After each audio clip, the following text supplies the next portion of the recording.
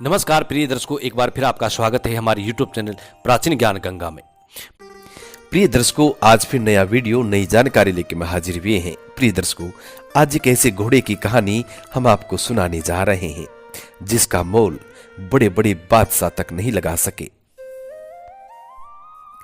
प्रिय दर्शकों, ये घोड़ा एक लड़की के पास में रहता था। प्रिय दर्शकों, यदि घोड़े के पास में अक्सर रोज रात दिन कोई लड़की रहती है, कोई महिला रहती है, तो प्रिय दर्शकों, वो घोड़ा क्या से क्या नहीं कर सकता, इस वीडियो में आप जानेंगे। प्रिय दर्शकों, वो घोड़ा हर दिन एक महिला के पास रहा करता था। वो महिला ही उस घोड़े का लालन पालन किया करती थी और वो महिला ही उस घोड़े की सवारी किया करती थी। वो महिला उस घोड़े को अपनी जान से भी ज्यादा मोहब्बत किया करती थी। वो महिला अपनी प्राण त्याग सकती थी, लेकिन उस घोड़े को नहीं खोना चाहती थी। प्रिय दर्शकों, ऐसा क्या था उस घोड़े में जिसके कारण वो महिला अपनी जान से भी ज्यादा उस घोड़े से मोहब्बत करती थी। प्रिय दर्शकों, उस घोड़े के लिए उस महिला ने विवाह तक नहीं किया, उसी घोड़े के साथ अपना जीवन व्यतीत कर रही थी। इससे पहले जो लोग हमसे नए जुड़े हैं वो हमारे चैनल को सब्सक्राइब करें, बेल आइकन ऑन करें, अच्छे अच्छे कमेंट किया करें ताकि हर आने वाले वीडियो का नोटिफिकेशन सबसे पहले आपको मिले और प्रिय दर्शकों, आप उसका फायदा उठा सकें। प्रिय दर्शकों, हमारे इस चैनल में हम रोज नई नई ज्ञानवर्धक कहानियां, ज्ञानवर्धक चर्चाएं लेके आते रहते हैं, इसलिए आप हमारे चैनल को जरूर सब्सक्राइब कीजिएगा। शुरू करते हैं प्रिय दर्शकों आज की प्यारी सी कहानी, ये प्यारा सा। प्रिय दर्शकों, ये प्राचीन काल की बात है। उस जमाने में बड़े बड़े सम्राट राजा हुआ करते थे। उस जमाने में एक सम्राट राक्षस था। जिस राज्य में वो महिला अपने घोड़े के साथ रहा करती थी, वो खूबसूरत महिला, वो खूबसूरत लड़की अपने घोड़े के साथ रहा करती थी। प्रिय दर्शकों, वो एक राक्षस राज्य था। उस राज्य का सम्राट एक राक्षस हुआ करता था। प्रिय दर्शकों, एक दिन वो राक्षस राजा, वो राक्षस सम्राट अपने मंत्रियों को आदेश देता है कि हमारे राज्य में भ्रमण करने के लिए हमें सबसे तीव्र गति से चलने वाले घोड़े, सबसे ताकतवर और सबसे सुंदर घोड़े चाहिए। इन सभी घोड़ों की आप तलाश करो। उस राक्षस राजा का आदेश पाने के बाद उनके मंत्रीगण अपने राज्य में जितने भी इष्टपुष्ट घोड़े थे, जितने भी ताकतवर घोड़े थे और जितने भी सुंदर घोड़े थे, उन सभी घोड़ों को अपने सम्राट राक्षस के सामने खड़ा कर दिया जाता है। प्रिय दर्शकों, उन सभी घोड़ों को देखकर वो राक्षस राजा बड़ा प्रसन्न होता है और अपने सभी मंत्रियों से कहता है कि अति सुंदर घोड़े हैं, बहुत ही सुंदर घोड़े हैं। क्या इनसे भी कोई बलिष्ठ बलवान है? क्या इनसे भी कोई तीव्र गति से दौड़ने वाला घोड़ा है? यदि है तो हमें जरूर बताइएगा। इस सृष्टि के किसी भी कोने में यदि हमारे इन घोड़ों से तेज दौड़ने वाले और सुंदर घोड़े यदि कहीं है तो आप हमें उन घोड़ों के बारे में तुरंत बताइएगा। तभी उस राक्षस सम्राट का एक मंत्री अपने राजा से कहता है कि महाराज, कि हमारे नगर में एक खूबसूरत महिला रहती है, बहुत ही सुंदर महिला रहती है और उस महिला के पास में एक बहुत ही सुंदर घोड़ा है और उस घोड़े के बारे में ऐसा कहा जाता है कि इस दुनिया में उस घोड़े के बराबर कोई दूसरा घोड़ा नहीं है। वो घोड़ा जब दौड़ता है तो समझो हवा से बात करता है। वो घोड़ा जब छलांग लगाता है तो समझो मीलों पार कर जाता है। इतना बलिष्ठ, बलवान और इतना समझदार घोड़ा है। तब वो राक्षस सम्राट अपने मंत्रियों को आदेश देता है कि उस सुंदर महिला के पास तुरंत जाओ और सुंदर महिला को उसके घोड़े के साथ हमारे दरबार में पेश किया जाए। राक्षस सम्राट का आदेश पाने के बाद उसके मंत्रीगण उस सुंदर महिला के पास जाते हैं और सुंदर महिला से कहते हैं कि तुम्हारे लिए सम्राट का ऐसा आदेश है कि तुम तुम्हारे घोड़े के साथ उनके दरबार में हाजिर हो। तब वो सुंदर महिला कहती है कि मैंने ऐसा कौन सा गुनाह किया है जिसके कारण तुम्हारे सम्राट ने मुझे दरबार में हाजिर होने का हुक्म दिया है।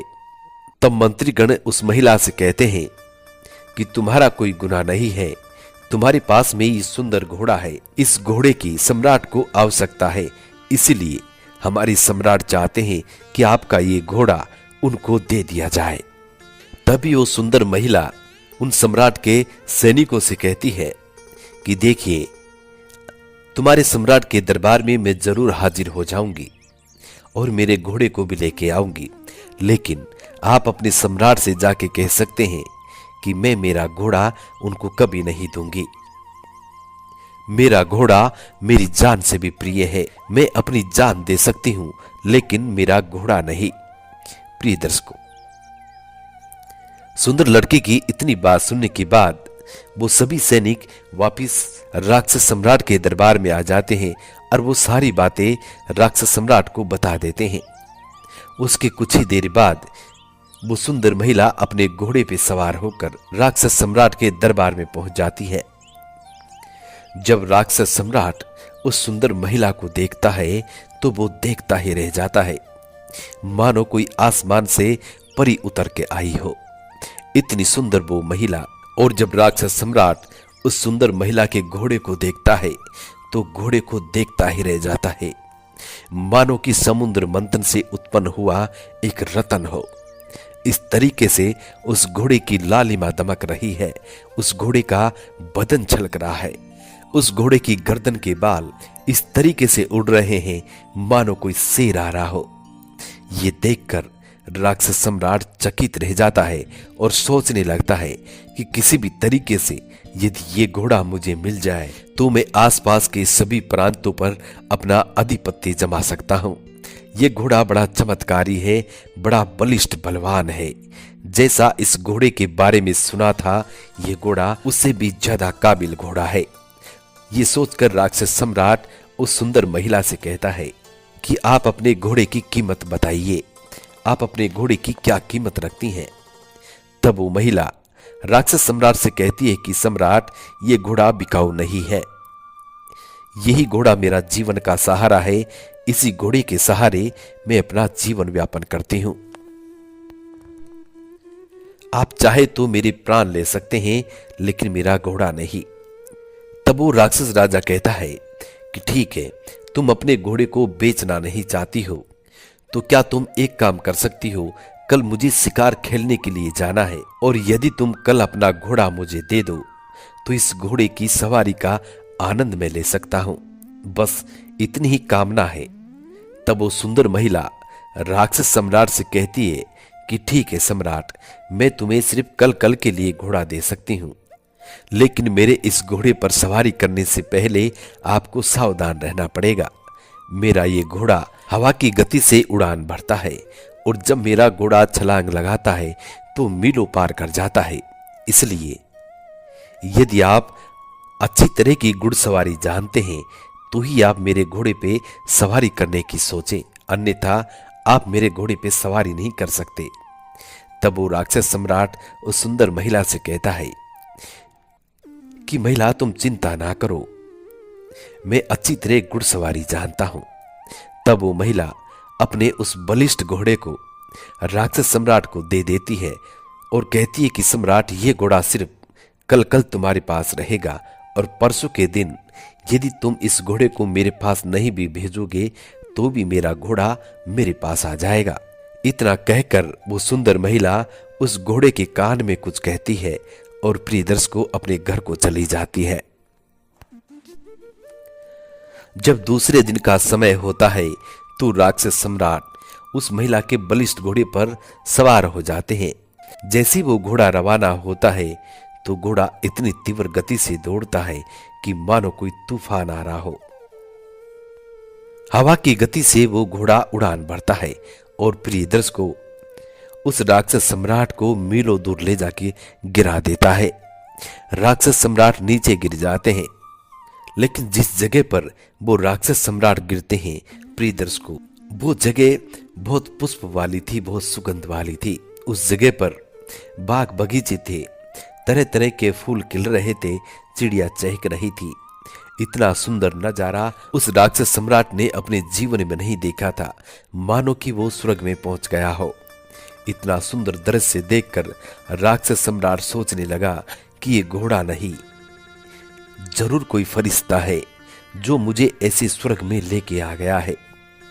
प्रिय दर्शकों, अब वो राक्षस सम्राट वहां की फुलवारी को देखकर, सुंदर दृश्य को देखकर मोहित हो जाता है और उन फूलों में, उन बाग बगीचों में, उन भूल भुलैया में खो जाता है। प्रिय दर्शकों, तभी सुबह से शाम हो जाती है, लेकिन राक्षस सम्राट वापस आने का नाम तक नहीं लेते हैं। प्रिय दर्शकों, सूर्य अस्त होने को जा रहा था, लेकिन राक्षस सम्राट उन फूलों में, उन बाग बगीचों में, सुंदर फुलवारी में मस्त हो रहा था। तभी उस सुंदर महिला का घोड़ा वहां से खाली उड़ान भरता है और राक्षस सम्राट को उसी बगीचे में छोड़ देता है। वो घोड़ा जैसे ही उड़ान भरता है तो प्रिय दर्शकों सीधे अपनी मालकिन के यहाँ आ जाता है, यानी उस सुंदर महिला के पास आ जाता है और अपनी मालकिन के पास आकर उनके गले में गले डालकर आंखों में आंसू की धार बहाता है। आंखों से आंसू बहने लगते हैं। प्रिय दर्शकों, ऐसा कहा जाता है कि इसी घोड़े की नस्ल महाराणा प्रताप का चेतक घोड़ा हुआ था। इसी घोड़े की संतान चेतक घोड़े को कहा जाता है। प्रिय दर्शकों, ये घोड़ा बहुत चमत्कारी होता है, बड़ा बलिष्ठ बलवान होता है और सदा अपने मालिक का वफादार होता है। इस घोड़े के बारे में ऐसा कहा जाता है कि ये जो सुंदर महिला का घोड़ा है, प्रिय दर्शकों, ये घोड़ा इस महिला का ही पति है, जो एक श्राप के कारण एक घोड़े में तब्दील हो गया था। तभी से ये महिला अपने घोड़े पति को अपने ही साथ रखती है, अपनी जान से भी ज्यादा मोहब्बत करती है, अपने प्राण दे सकती है, लेकिन कभी भी अपने घोड़े को नहीं छोड़ सकती, अपने घोड़े को नहीं बेच सकती। प्रिय दर्शकों, वो राक्षस सम्राट उसी भूल भुलैया में खो के रह जाता है और प्रिय दर्शकों, उस राज्य में एक सुख शांति स्थापित होती है। एक काबिल सम्राट को नियुक्त किया जाता है। प्रिय दर्शकों, ये कहानी यहाँ समाप्त होती है।